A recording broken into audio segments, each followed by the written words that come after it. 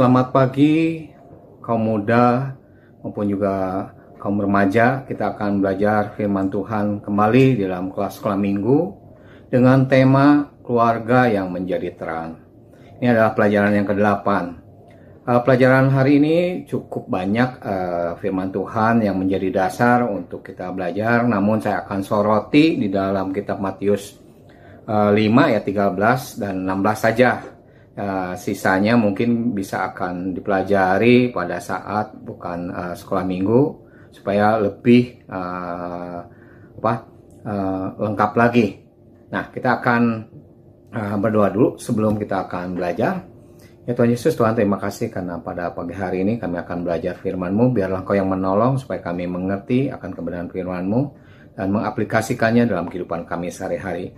Hanya dalam nama Tuhan Yesus Kristus kami alaskan doa ini. Amin. Nah, pelajaran yang ke-8 ini dengan tema keluarga yang menjadi terang. Seperti kita ketahui, keluarga adalah kesatuan ataupun juga ikatan terkecil daripada masyarakat. Keluarga itu bisa ada orang tua dengan anak-anaknya, bisa saja tidak lengkap ya, ada hanya papa dan anak-anaknya ataupun mamah dengan anak-anaknya, atau mungkin hanya anak-anaknya saja. Namun kita akan lebih soroti fungsi daripada keluarga ini yang diinginkan Tuhan, yaitu keluarga yang menjadi terang. Firman Tuhan yang akan menjadi sorotan yaitu kitab Matius 5 ayat 13 sampai 16. Nah, namun sebelumnya saya akan kasih ilustrasi ya. Saya minggu lalu sempat servis motor sendiri ya. Ada masalah di dalam Kickstarter-nya. Saya bongkar dan ternyata dalam saat pemasangan itu cukup membutuhkan waktu yang lama ya, sehingga saya ketika menservis harus sampai agak malam. Nah, rupa-rupanya walaupun saya menyalakan lampu penerangan rumah, itu tidak cukup. Saya tidak bisa menyelesaikan pemasangan spare part atau komponen motor tersebut dengan baik. Karena apa? Karena cahaya atau terang yang saya butuhkan tidak mencukupi. Ini yang jadi masalah.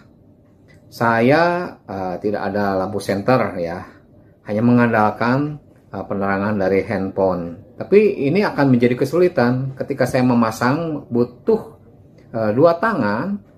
Ini sulit ya, akhirnya saya paksakan tidak selesai-selesai juga karena butuh kedua tangan, sedangkan penerangan harus diletakkan di lantai. Ini yang jadi masalah. Saya butuh terang, sehingga tidak ada terang saya tidak bisa bekerja, tidak bisa menyelesaikan apa yang saya inginkan. Nah, ini pun juga sama ya. Di dalam kehidupan manusia, Tuhan melihat bahwa terang itu adalah merefleksikan diri Allah. Terang adalah merefleksikan diri Allah. Allah adalah terang. Di luar terang atau gelap atau kegelapan itu adalah dosa. Manusia butuh terang sehingga manusia bisa ditolong oleh Allah. Ya. Nah, Allah menginginkan orang-orang percaya menjadi terang. Nah, kita akan lihat ayat yang ke-14.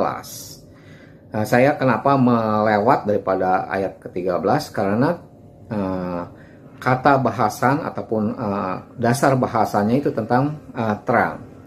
Nah, kita lihat dari kitab Matius 5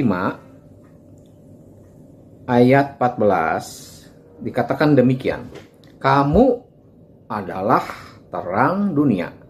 Kata kamu itu menunjukkan sikap atau rasa keakraban, hubungan antara Allah dengan orang-orang yang percaya. Kamu adalah terang dunia. Kamu itu menunjukkan rasa kedekatan. Nah, artinya bagi kita orang yang percaya, mestinya menjadi kebahagiaan menjadi kebanggaan karena dianggap sosok atau kelompok yang dekat dengan Allah. Kita harus ingat ya, kita orang-orang percaya itu dihargai sedemikian rupa oleh Allah.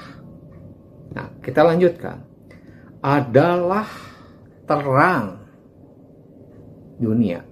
Terang di sini bukan berarti manusia ataupun orang-orang percaya mempunyai terang sendiri.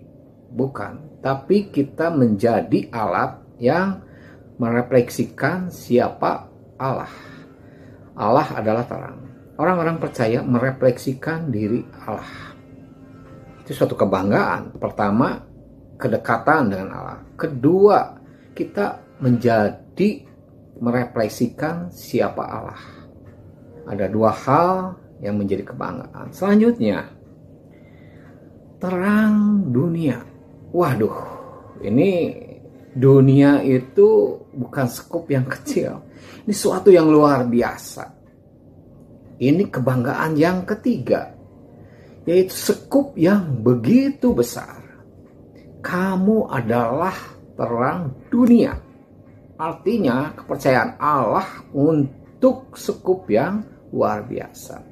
Nah, bila disangkut pautkan dengan judul keluarga yang menjadi terang. Keluarga bisa ayah, ibu, atau orang tua dengan anak-anaknya menjadi kepercayaan Allah, kebanggaan Allah yang luar biasa. Atau dalam skup kecil, kita sebagai anak kaum remaja ataupun pemuda menjadi suatu kebanggaan Allah. Nah, ini yang harus kita renungkan seperti ilustrasi tadi. Ya, saya tidak bisa berbuat apa-apa karena butuh terang. Dunia pun dalam kegelapan, itu artinya dunia itu identik dengan kegelapan, dunia identik dengan dosa. Perlu pertolongan Allah. Nah, kita menjadi salah satu alat untuk menyampaikan kasih Allah, menyampaikan terang Allah kepada dunia ini. Ya, nah ini jelas ya. Ada 3 hal yang menjadi kebanggaan. Selanjutnya, kita lihat kota yang terletak di atas gunung tidak mungkin tersembunyi. Ketika kita mau dipakai Allah sebagai orang-orang percaya menjadi terang dunia, kota yang terletak di atas gunung tidak akan tersembunyi. Artinya kita bisa menjadi alat Allah untuk menunjukkan keberadaan diri manusia yang berdosa. Sungguh luar biasa ya. Kita menjadi alat. Ya, menjadi alat yang sungguh luar biasa. Nah, namun ada hal yang harus kita pahami. Kita lihat ayat 15. Lagi pula orang tidak menyalakan pelita, ya, menyalakan sumber terang itu, lalu meletakkannya di bawah gantang. Gantang itu adalah ukuran ya, suatu alat untuk mengukur satu satuan. Misalnya gandum diukur dalam satu gantang, satu benda alat ukur yang berupa wadah. Nah, pelita atau terang tersebut tidak dinyalakan dan diletakkannya di bawah gantang.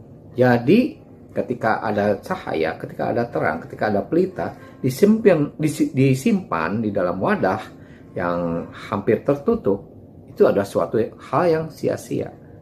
Nah, ini firman Tuhan mengatakan, melainkan di atas kaki dian. Kaki dian itu adalah tempat menyimpan penerangan ya, seperti mungkin lilin ataupun hal-hal yang terkait untuk membuat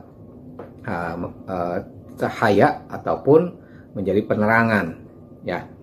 Nah, di sini yang Tuhan maksud ya, manusia ataupun orang-orang yang percaya ketika menjadi terang tidak diharapkan untuk menutupi terang tersebut karena ketidaksiapan kita, rasa enggan kita ya, ataupun menganggap hal yang tidak penting.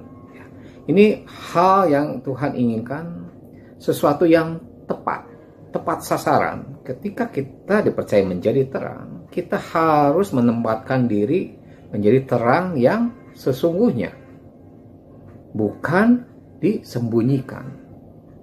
Nah, ini yang Tuhan inginkan. Nah, selanjutnya, melainkan di atas kaki dia sehingga menerangi semua orang di dalam rumah itu.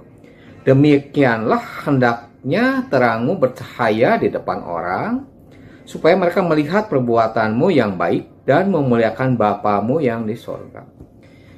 Ini punya tujuan. Jadi ketika kita menjadi alat Allah, bukan untuk kemuliaan diri sendiri, bukan karena kehebatan diri kita atau kemasyhuran diri kita sendiri, tapi tujuan akhir atau tujuan utamanya adalah untuk kemuliaan Allah. Jelas ya? Pertama, kita harus menjadi terang yang lingkupnya bukan kecil. Itu sungguh luar biasa kepercayaan Allah Tuhan berikan. Kedua, kita harus mau dipakai. Ya, ilustrasi tentang jangan disimpan di gantang, di dalam gantang atau di bawah gantang. Kesiapan hati kita mau dipakai. Yang ketiga, tujuan akhir itu adalah untuk kemuliaan Allah. Demikianlah kupasan awal firman Tuhan tentang bagaimana keluarga yang menjadi terang. Selanjutnya kita akan bahas di kelas sekolah minggu.